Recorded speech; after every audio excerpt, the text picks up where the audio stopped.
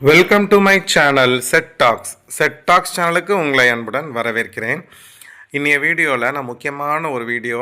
ஏன் அப்படின்னா, நிறையா பேர் என்னுடைய சம்பளம் இவ்வளவு, எனக்கு இந்தந்த செலவுகள்லாம் இருக்குது அப்படின்னு சொல்லி சில செலவுகளை மட்டும் எழுதி பட்ஜெட் போட்டுத்தாங்கன்னு நிறைய பேர் எனக்கு மெயில் பண்ணுவாங்க.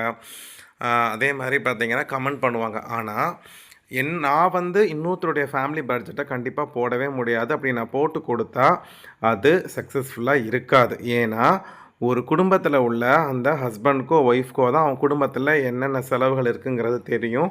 அப்போ அவங்க தான் போடணும்.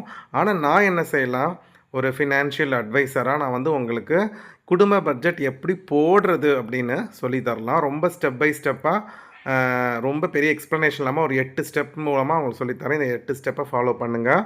ஈஸியாக நீங்கள் குடும்ப பட்ஜெட் போட்டுடலாம். வாங்க ஃப்ரெண்ட்ஸ், வீடியோக்குள்ளே போயிடலாம். ஃபஸ்ட்டு பட்ஜெட் அப்படின்னா என்ன அப்படிங்கிறத புரிஞ்சுக்கோங்க. நிறைய பேர் நினைக்கிறாங்க பட்ஜெட்னா செலவே செய்யாமல் இருப்பதுக்கு நம்ம செய்யக்கூடிய ஒரு விஷயம் அப்படின்னா அப்படி கிடையாது. நமக்கு முக்கியமான விஷயங்களுக்கு பணத்தை முன்கூட்டியே ஒதுக்குவது தான் பார்த்திங்கன்னா பட்ஜெட் போட்டால் தான் நமக்கு என்ன செலவு தேவையோ அதை செய்யணும். கண்டிப்பாக தேவையில்லாத செலவில் பணம் போயிடக்கூடாது அப்படிங்கிறதுக்காக தான் நம்ம செய்யக்கூடிய ஒரு விஷயந்தான் பட்ஜெட். இப்போ குடும்ப பட்ஜெட்டில் எவ்வளோ சம்பாதிக்கிறோம் அப்படிங்கிறத விட அந்த சம்பாதிக்கிற பணத்தை எங்கே செலவு செய்கிறோம் அப்படின்னு நம்ம தெரிஞ்சு வச்சுக்கணும்.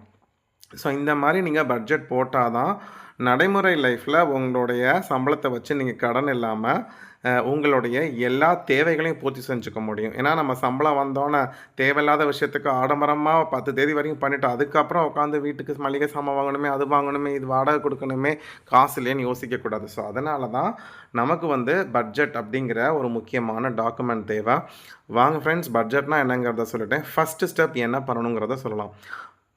வேலை, நீங்கள் பட்ஜெட் போடுறதுக்கு முன்னாடி உங்களுடைய குடும்ப வருமானத்தை தெளிவாக எழுதணும். எனக்கு மாதம் ஆனால் கரெக்டாக என்னென்ன ரூபத்தில் வருமானம் வருது, நான் வேலைக்கு போய் வாங்கக்கூடிய சம்பளம், கணவன் சம்பளம், மனைவி சம்பளம் எழுதணும். இல்லை நான் வேறு ஏதாவது நான் ஒரு சைடு இன்கம்க்கு நான் ஏதாவது பண்ணிகிட்ருக்கேனா, ஒரு எக்ஸ்ட்ராவாக ஏதாவது பார்ட் டைம் பிஸ்னஸோ பார்ட் டைம் ஜாபோ போய் சைடு இன்கம் வருதா, அது எவ்வளோ, ஒரு மாதத்துக்கு எவ்வளோ வரும் அப்படிங்கிறத எழுதணும். மாதத்துக்கு வேறு ஏதாவது உறுதியான வருமானம், மாதம் உங்களுக்கு பேங்க்கில் வட்டி வரலாம், ஒரு எஃப்டி போட்டு வட்டி வரலாம், இல்லை ஒரு வீடு கட்டி வாடகை கூட்டம் அந்த வாடகை அமௌண்ட் வரலாம், அந்த மாதிரி பேசிவ் இன்கமாக. ஸோ மாதம் உறுதியான அமௌண்ட்டு என்னென்ன உங்களுக்கு வருது அப்படிங்கிறதால தெளிவாக எழுதணும்.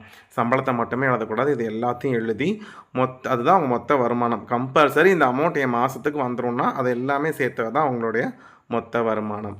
இப்போ நீங்கள் உங்களுடைய மொத்த வருமானம் என்ன அப்படிங்கிறத தெளிவாக எழுதிட்டீங்க. இந்த வருமானம் மாதம் எனக்கு கம்பல்சரி வரும். 2 மாதத்துக்கு ஒரு தடவை வரது, 3 மாதத்துக்கு ஒரு வரதெல்லாம் நீங்கள் வருமானமாக எழுதாதீங்க. ஒவ்வொரு மாதமும் வரதை எழுதிட்டு அதை 4ஆக பிரிக்கிறீங்க. மொத்த வருமானம் எவ்வளவோ எழுதிட்டு உங்கள் செலவுகளை 4ஆக பிரிக்கிறீங்க. ஒன்று பார்த்திங்கன்னா அத்தியாவசியமான செலவுகள், அதாவது வீட்டு வாடகை, சாப்பாடு, EB bill, mobile recharge, daily வேலைக்கு போய்ட்டு வரத்துக்கு எக்ஸ்பென்ஸு, பெட்ரோலு, தண்ணீர், பால், காய்கறி, நான்வெஜ், இது எல்லாமே பார்த்திங்கன்னா அத்தியாவசியத்தில் வரும். சில பேருக்கு எனக்கு மாதம் நான் கடன் இருக்குது எனக்கு, அதனால் மாதம் இஎம்ஐ கட்டணும், இல்லை கடனை திரும்பி செலுத்துறதுக்கு ஒரு பர்டிகுலர் அமௌண்ட் நான் கட்டணும் அப்படின்னு உங்களுக்கு கடன் இருந்துச்சுன்னா அதை அடைக்கிறதுக்கு அதுக்கு ஒரு பகுதியாக பிரிச்சுக்கணும். அடுத்து விருப்பம், அதாவது நம்மளுடைய விருப்பங்கள், நம்ம கஷ்டப்பட்டு சம்பாதிக்கிறதே சந்தோஷமாக இருக்கணுங்கிறதுக்காக தான் குடும்பத்துக்கெலாம் நம்ம செய்யணும் எல்லாம். உடனே நம்மளுடைய தனிப்பட்ட ஒரு நபராக நமக்கும் சில விருப்பங்கள் இருக்கும். ஒன்றும் இல்லை ஃப்ரெண்ட்ஸ், ஒரு கப்பு காஃபி ஹோட்டலில் போய் குடிக்கலாம், ஒரு நாள் போய் ஹோட்டலில் சாப்பிட்ணுன்னு கூட ஆசைப்படலாம். அந்த மாதிரி ஏதோ விருப்பங்கள் இருக்கும். இல்லை ஏதோ நமக்குன்னு ஒன்று எடுத்துக்கணும்னு ஆசை, அந்த மாதிரி விருப்பங்கள், அதுக்கு ஒரு ஒரு ஒரு காலம் விட்டுருங்க. அதுக்கப்புறம் கண்டிப்பாக நீங்கள் விட வேண்டிய காலம் சேமிப்பு. இந்த மாதிரி நீங்கள் 3ஆக பிரிச்சுக்கிறீங்க. எமர்ஜென்சி ஃபண்டு, ஆர்டி, ஃப்யூச்சருக்கு சேர்க்குறது, முதலீடு எதுனாலும் இருக்கலாம். இந்த மாதிரி 4ஆக பிரிச்சுக்கோங்க. பிரிச்சுட்டு ஒவ்வொரு செலவுக்கும் நீங்கள் என்ன பண்ணுங்கள், ஒரு வரம்பு வைங்க. ஓகேவா? இப்போ நீங்கள் ஃபஸ்ட்டு விஷயம் நீங்கள் சேமிச்சிடணும். ஸோ சேமிப்புக்கு நான் இவ்வளோ எடுத்து வைக்க போகிறேன், எவ்வளோ எடுத்து வைக்க போகிறேன். அதே மாதிரி அத்தியாவசியத்துக்கு இவ்வளோ எடுத்து வைக்க போகிறேன். அதுக்கப்புறம் என்னுடைய விருப்ப செலவுகள், இதுக்கு நான் இவ்வளோ எடுத்து வைக்க போகிறேன். அதுக்கப்புறம் கடன் அடைக்கிறதுக்கு எவ்வளோ மாதம் போய் இதெல்லாமே நீங்கள் பிரிச்சிடணும். நீங்கள் வீட்டு செலவுக்கு ஒரு 8000 ரூபாய் எடுத்து வைக்கிறீங்க, உணவுக்கு 5000, இபி பில்லுக்கு 2000, பெட்ரோலுக்கு 2000 இது அந்த மாதிரி நீங்கள் என்ன செஞ்சுக்கணும், பிரிச்சுக்கணும்.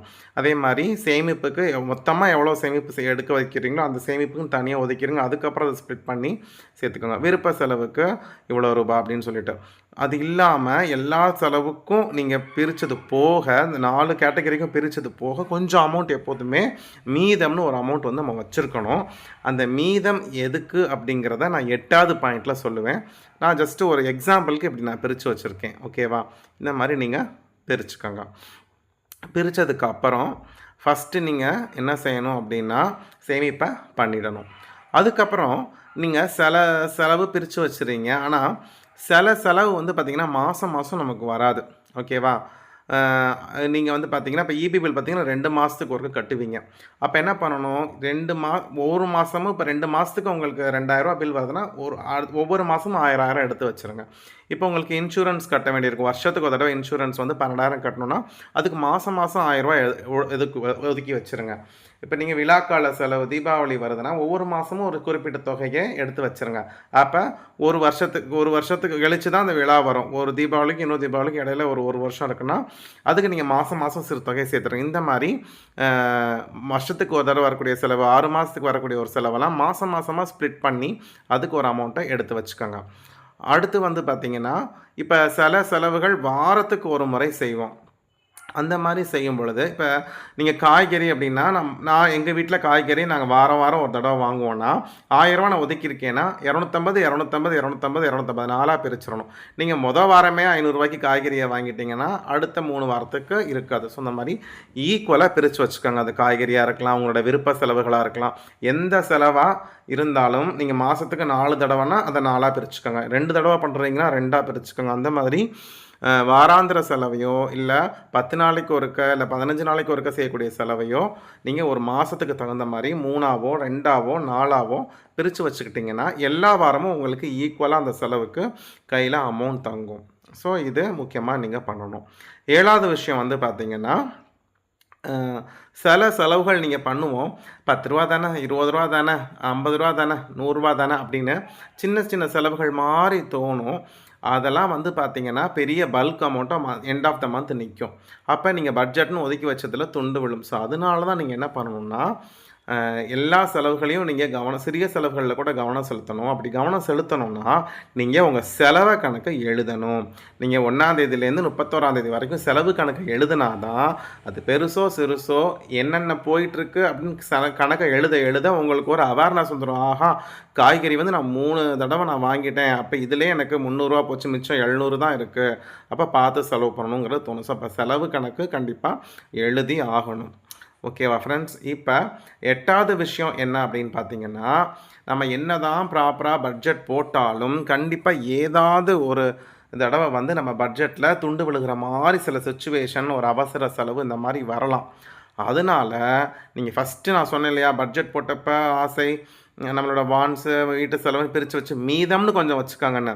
ஸோ அந்த மீதம் அப்படிங்கிற அந்த அமௌண்ட்டை நீங்கள் எப்போதுமே தனியாக ஒரு பர்ஸ்லையோ இல்லை ஒரு லாக்கர்லையோ பாக்ஸ்லையோ போட்டு வச்சுருங்க. அது வந்து பஃபர் அமௌண்ட் அப்படின்னு சொல்லுவோம்.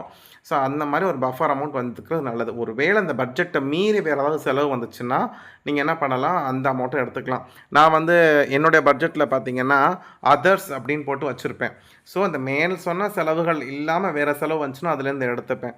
ஸோ அதனால் அன்எக்ஸ்பெக்டடாக ஒரு மாதத்தில் ஏதாவது ஒரு சின்ன செலவுகள் வந்தால் அதை சமாளிக்கிறதுக்கு எப்போதுமே என்ன செய்யணும், ஒரு பஃபர் அமௌண்ட் மாதிரி நம்ம கையில் வச்சுக்கணும். தனியாக பட்ஜெட்டில் இல்லாத சம்பளத்துலேருந்து எடுத்து வச்ச அமௌண்ட்டு அந்த மாதிரி வச்சுக்கோங்க. அது அட்லீஸ்ட் ஒரு 5% அந்த அமௌண்ட் இருக்கிற மாதிரி பார்த்துக்கோங்க. ஓகேவா ஃப்ரெண்ட்ஸ்? ஸோ இந்த ஸ்டெப்ஸ் எல்லாம் நீங்கள் ஃபாலோ பண்ணிங்கன்னா ஈஸியாக உங்கள் குடும்ப பட்ஜெட்டை நீங்களே போட்டுடலாம். சூப்பரான சேமிப்பும் செய்யலாம், சூப்பரான பட்ஜெட்டும் நீங்கள் செய்யலாம். இந்த வீடியோவை பற்றின கமெண்ட்டை மறக்காமல் கமெண்ட் பாக்ஸில் சொல்லுங்கள். நெக்ஸ்ட் வீடியோவில் உங்கள் எல்லாரையும் பார்க்குறேன். Bye friends.